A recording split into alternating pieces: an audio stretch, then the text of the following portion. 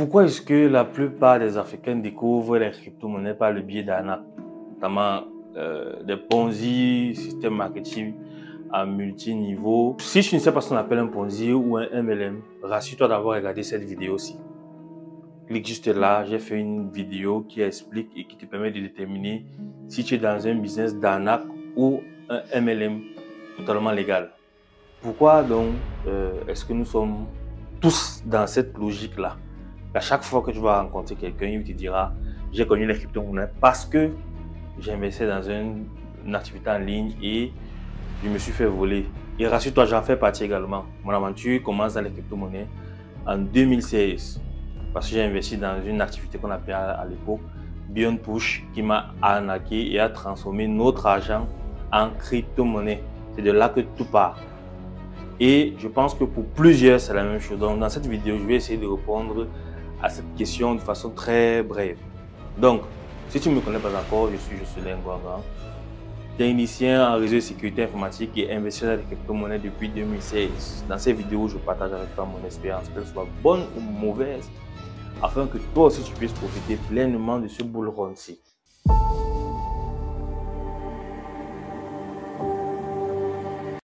Alors, il faut comprendre que le contexte dans lequel nous évoluons en Afrique, particulièrement au Cameroun, nous sommes, comme pour dire, coupés du monde.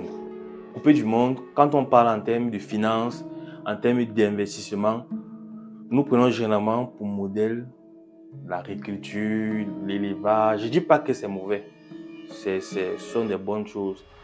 Mais mon avis dans ces secteurs-là, ce sont les secteurs dans lesquels tu investis quand tu es déjà posé financièrement. Pourquoi je le dis? Parce que, prenons un cas simple. Tu commences avec l'élevage de poules par exemple. Tu prends 200 sujets. Et je rappelle que ton capital il est unique. Tu prends les 200 sujets. Et au bout de 2 semaines, les 200 sujets passent de vie à trépas. Par inadvertance, peut-être parce que tu n'as pas administré tel produit. Mais il est clair que ton capital il est passé à zéro. Comment est-ce que tu fais pour te relancer? Voilà la question la plus difficile. Comment est-ce que tu fais pour te remettre sur les rails? Pourtant, quelqu'un qui est déjà assis financièrement, qui a plusieurs fois, au moins 10 fois cette somme que tu as utilisée pour faire ton premier lancement, il va se dire, bon, j'ai fauté à tel niveau, je crois que je dois mettre l'accent sur telle étape lors du processus d'élevage de mes différents sujets. Il recommence, il reprend même le même capital, il recommence l'activité parce qu'il est déjà posé. Il est déjà posé, il a le temps d'apprendre et d'avoir le bon process pour se développer.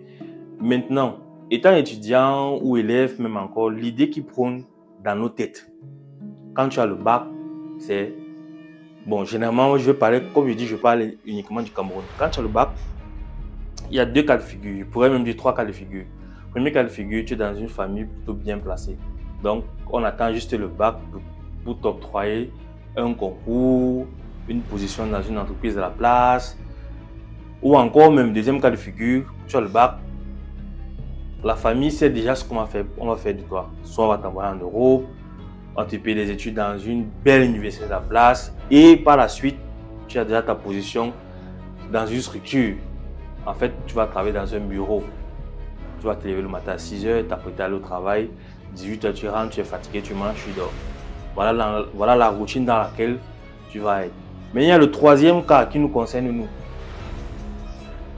On a eu la chance de grandir dans des familles très bien éduquées. On a eu la chance de grandir dans des familles qui nous ont inculqué le savoir-faire et nous montrer les réalités de la vie. Je ne dis pas que dans les 2 premiers cas, ça n'a pas été la même chose, non. Mais juste que les réalités ne sont pas les mêmes. Maintenant, toi qui as le bac, mais dont le futur est incertain, qu'est-ce que tu fais? Généralement, tu commences à fréquenter. Beaucoup vont se retrouver dans cet écosystème-ci. Tu commences les études. Après, bon, pour joindre les 2 bouts, tu commences à faire un business à gauche, tu commences à faire un business à droite. Et jusqu'ici, ce sont des business physiques. Puis vient le jour où on vient te dire, mon frère, voici une activité que j'ai trouvée en ligne. Tu investis X pour gagner Y après tel nombre de temps. Le TRI, le temps de retour sur investissement, généralement, il est très court. Et les gains sont très énormes. Donc, de quoi vraiment attirer l'attention Tout individu voulant se faire de l'argent veut dire rapidement, sans passer au mauvais côté là. Se faire de l'argent rapidement par le biais de ses investissements en ligne. Et c'est toujours par là que ça commence. L'effet même du trading, aujourd'hui tu vas voir des vidéos partout sur YouTube, sur TikTok.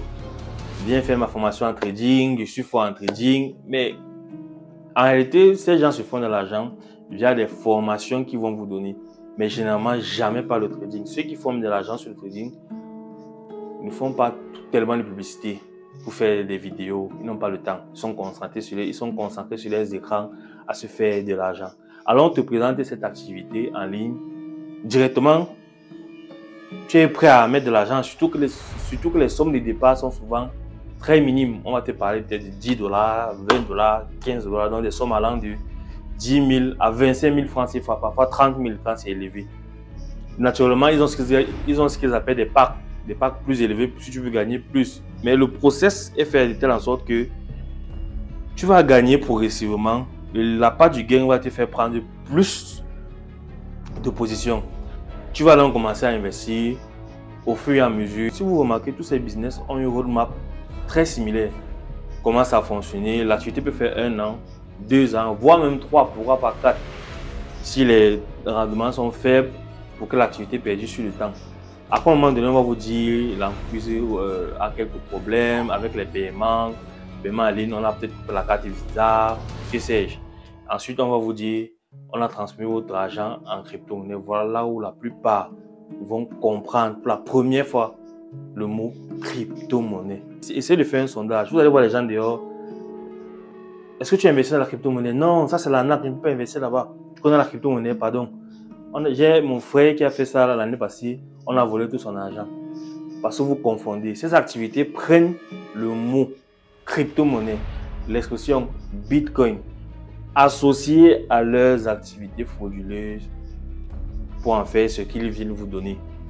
Du coup, les individus qui viennent investir dans ces activités-là, pour eux, ils sont en train d'investir dans la crypto-monnaie. Pourtant, ce n'est pas du tout la crypto-monnaie, ce n'est pas la même chose. Maintenant, pour les plus curieux, comme moi j'ai été, je pense que je n'ai pas été le seul, il y en a plusieurs, c'est de savoir c'est quoi la crypto.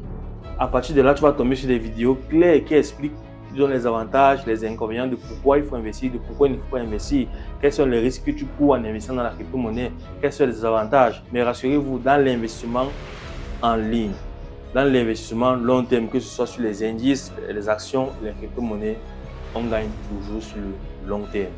Dans le sens où tu as bien fait tes recherches, tu as bien choisi tes actifs, tu as bien choisi les narratifs sur lesquels tu investis qui vont perdurer dans le temps.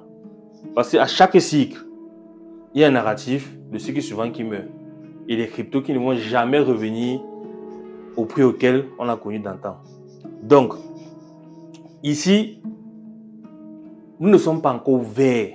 Nous ne sommes pas assez ouverts. C'est vrai qu'aujourd'hui, depuis Covid, étant connectés tous les jours, vu qu'on ne pouvait pas sortir, nous sommes beaucoup plus exposés au trading, au business en ligne, au dropshipping. Il y a tellement d'activités en ligne que les gens font. Si vous voyez, il y a des vidéos beaucoup sur Internet.